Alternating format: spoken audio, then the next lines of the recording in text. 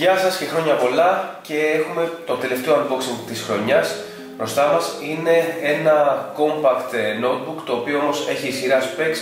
Έρχεται από την Vero και είναι το V131 13,3 inches οθόνη.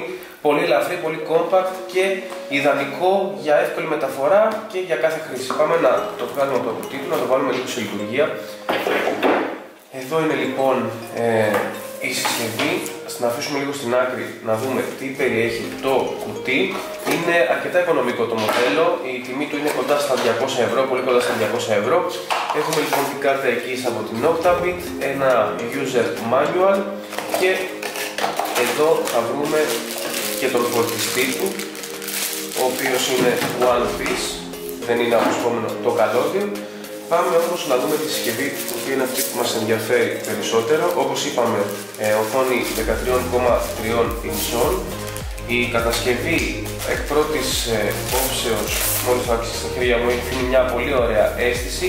Μαλακό συνθετικό υλικό καλύπτει την πλάτη της οθόνης, το ίδιο και στο κάτω μέρος. Προδίδεται ήδη η ύπαρξη του Intel επεξεργαστή στο εσωτερικό του. Εδώ έχουμε τα πλαστικίνια ποδαράκια, βλέπετε ότι είναι αρκετά λεπτό το design. Εδώ έχουμε θύρα USB, τη θύρα φόρτισης. Στην άλλη μεριά έχουμε υποδοχή για microSD, άλλη μια θύρα, το audio jack. Έχουμε λίγο και πώς είναι όταν ανοίξει η οθόνη. Βλέπετε, μέχρι εδώ μπορεί να ανοίξει, εδώ που το κρατάω, αυτή είναι η μέγιστη γωνία. Μικρές αντανακλάσεις από το πάνελ, ευτυχώς. Φορτώνει αυτή τη στιγμή τα Windows 10 πρώτα 64 τετράπεπτα. Πληκτρολόγιο, βλέπετε μεγάλα κενά ανάμεσα στα πλήκτρα, άνετη χρήση. Τα ενδεικτικά LEDs, το touchpad και γενικότερα χάρη στο μικρό βάρος και τις διαστάσεις του αλλά και το hardware του, είναι μια ιδανική λύση σε μια πολύ οικονομική κατηγορία.